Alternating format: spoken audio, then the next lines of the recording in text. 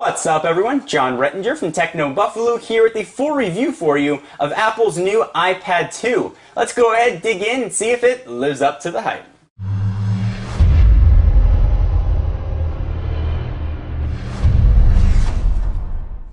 So before I get to the review, I want to run through the specs on the iPad 2 very quickly. It has a 9.7 inch, and that's measured diagonal, IPS display with a resolution of 1024 by 768 with 132 pixels per inch, or PPI, and those specs are exactly the same as the previous generation. It's got a fingerprint resistant oleophobic coating, which I find kind of funny. If you turn the screen off, you can see all the oil that has ever graced my fingertips. And I didn't just eat some french fries and touch this, I keep generally clean hands.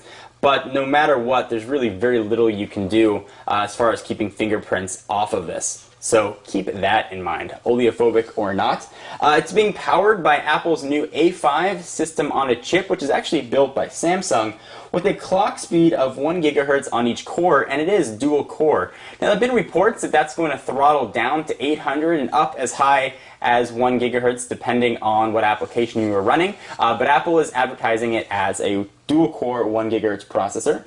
It now has 2 cameras. Woo! It's got a camera on the back. Let's go ahead and check out the butt of the iPad 2. You can see it right in the upper left-hand corner to the left of the 3G antenna if you have the 3G model. It's capable of recording video at 720p at 30 frames per second, and I'll put a link down below to the test I did of the video quality. It's really bad. So this is mostly going to be used for FaceTime and very short video recording. Don't think this is going to replace your camera. You're going to be able to take wedding shots or Ansel Adams-like pictures of waterfalls. Not going to happen. This is a very low quality camera. And speaking of low quality cameras, if you go ahead and head on out to the front, we've got that little pinhole VGA camera, which is also going to be able to take videos at 30 frames per second, although obviously at much lower quality than even the low quality found on the rear-facing camera. But we'll talk about that a little more as we get into the review. What's going to keep this guy's lights on is a 25 watt-hour battery life, which Apple claims is going to deliver 10 hours of battery, and that actually is a little bit of an understatement. I was easily able to get 10 hours of battery life out of this. In fact, I got about 10 hours and 14 minutes. With brightness turned down about medium, you can see where it is right now is where I kept it. And I had video kept on loop.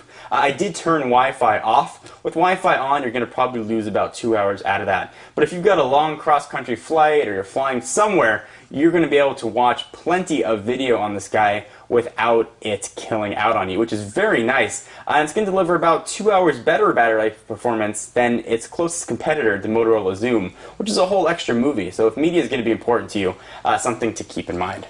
Let's go ahead and jump back to the home screen. Sort of rounding out some of the specs, it's got 802.11n for Wi-Fi.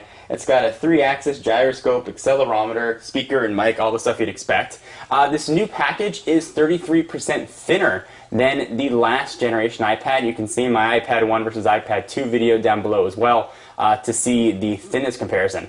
It feels really light in hands. I never thought the first generation iPad was heavy or fat, but this one definitely feels light. And it doesn't sacrifice the sturdiness or build quality. It feels really solid and secure in the hands. It feels very nice. And one of the things that I do like about the iPad 2 is you don't have that wiggle the iPad 1 had when it's on a flat surface. It now stays nice and solid.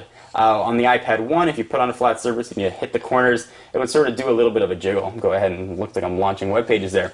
It would do a little bit of a jiggle. That jiggle ain't going to happen on the iPad 2. It's going to come, and actually there are, I believe, 18 different versions of this, ranging from 16 up to 64 gigs, either just with Wi-Fi or with 3G on either AT&T or Verizon. No 4G to be had on this in either HSPA Plus or LTE varieties, and the price range is going to have a very wide range at $499 to $829. And if you're interested in the smart covers, which we'll talk about, those are going to set you back either $39 for polyurethane or almost 70 bucks for leather. Alright, so we've talked about the specs, you know what's in here. How does it perform?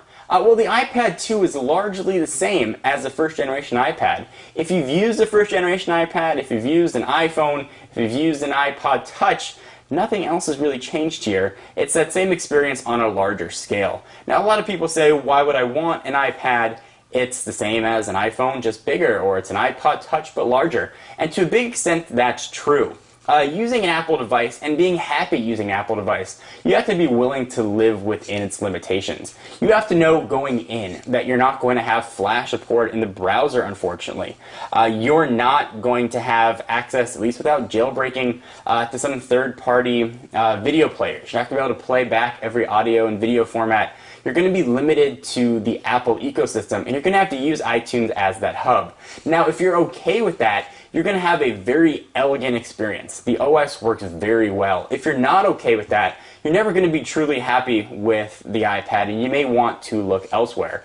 And I think that being able to live within the limitations is really the definition of what you'd call a fanboy or not a fanboy, words, the new F word that you see thrown around on YouTube quite a bit. Definitely something to keep in mind.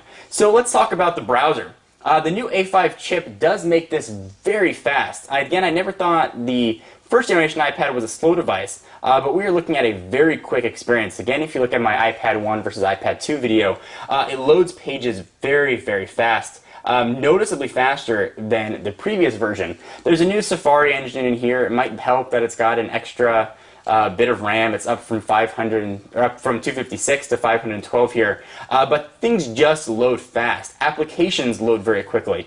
Pinch to zoom here is really quick. Again, I never thought the first generation was slow, but if I want to load something like, let's say, my favorite Angry Birds, things just load very quickly on here. Go ahead and launch it up. You get the splash screen, Rovio, and things are ready to play generally a few seconds before what you'd have on the first generation. So there we go, ready to play. Do a quick rotate, you can go ahead and get going. It does load fast. One of the biggest benefits I think we're going to see from the iPad 2 versus the iPad 1 haven't been realized yet. So this is technically capable of twice the speed of the first generation, and technically capable of delivering 9 times the graphic performance. All the applications and all the games that are currently found in the App Store were designed for the iPad 1's power. So not much of a difference now with the iPad 1 and the iPad 2. However, moving forward, it's presumed that developers will focus a lot more on the iPad 2's prowess. So we'll see a lot of the benefits of the faster processor, of the dual core, of the extra core, the extra RAM in here sort of as we move forward. So that has yet to be realized. So here's Infinity Blade, one of the arguably more graphics intensive games I demonstrated during my iPad 1 versus iPad 2 video. It looks beautiful, but it looked beautiful on the iPad 1. I really like the thinness and I like the design of the iPad 2. It feels very good in hand, although it's going to be very tough to say upgrade from an iPad 1 to an iPad 2. You're going to get largely the same experience. What you're not going to get, or what you are going to get rather, from the first generation to the second, are those cameras, which is also going to give you access to Photo Booth, which lets you do all kinds of fun little video things here, or pictures. You can use it doing video or stills. Go ahead and turn that. You can see there are 9 different choices here. I demonstrated this in a previous video. Again, link to that will be down below, showing what all these different choices are. You can see if I move my hand, you can see it doing all kinds of different stuff. It's fun. It's a little bit of a gimmick. Something you can use to take new Facebook self-portraits, but again, nothing that's going to replace your everyday camera. It's a fun addition. It's not a compelling reason to upgrade. A lot of people were interested in the color. Apple has had a hard time shipping white devices that aren't MacBooks recently. So here we have obviously the white version of the iPad 2. As far as the white versus black goes, I decided to go with the white version just because I thought it was different. It doesn't look yellow to me like people are reporting, and I haven't had any screen bleeding issues on the sides. But I kind of wish that I had gone for the black version. The white one, for whatever reason, feels a little bit cheap and looks a little bit cheap to me. I don't know if that's because I'm associating the white now with the plastic MacBook, but if you have a choice between the white or the black, I definitely recommend going into the Apple Store and deciding which one's going to be right for you. If I could go back in time, probably would take out the black one, although I am very happy with the white model that we have here. So really, in summation and conclusion, it's the iPad. It's everything you know or love about the iPad, just a little bit faster. Again, I think we're going to see these benefits as developers continue to build and take advantage of the new platform here. You've got things like smart covers. HDMI out and such, which are nice features, but they're definitely side selling features. So here is the smart cover, for example. I'll go ahead and show you real quickly what this looks like. Again, did a full demonstration of this. It is a very expensive cover for your iPad, ranging anywhere from, again, from $39 all the way up to $70 to cover your iPad. So it uses magnets on the side. It'll auto-align on the iPad too if you just sort of drag it across the bottom on the left.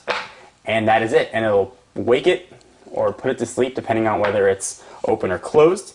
You can go ahead and turn it into a little bit of a triangle, and you can prop your iPad up while typing, and you can prop it up while watching movies or whatever you want to do to not hold your iPad if you need two hands.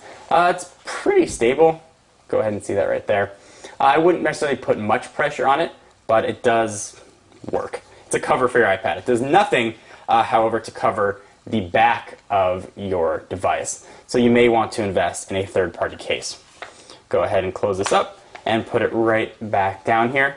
So if you've been waiting to get a tablet and you weren't sure if the iPad 2 was for you, you've been looking at the iPad 1, you've been looking at the Motorola Zoom, if you can live within the limitations of the Apple iOS ecosystem, go ahead and jump right into the iPad 2. You won't be disappointed. You're going to get a fast browsing experience. You're going to get one of the most elegant mobile browsers that I have seen, one that just works very, very well and delivers content beautifully. The screen, while the same as the last generation, still delivers very bright content. I would have liked to have seen a little bit higher resolution. If you have a previous generation iPad, or if you've got an older tablet that still works, there's not much of a compelling reason to go ahead and upgrade. Despite the extra year developers might have to develop some games, you may be better off skipping this generation and saving your money for the iPad 3, Zoom 2, or whatever WebOS device may be out then. Anyway, guys, love to hear your thoughts. Do you agree or disagree? Is the iPad 2 for you? Did you buy one? Have you been enjoying it? Are you not enjoying it? You're taking it back? Did you wait in line? All of that good stuff. Anything else that you'd like to see on the iPad 2, leave your comments down below. I am John Rettinger from Techno Buffalo. Be sure to check out the website for all of your tech news, and I will see you in the next video.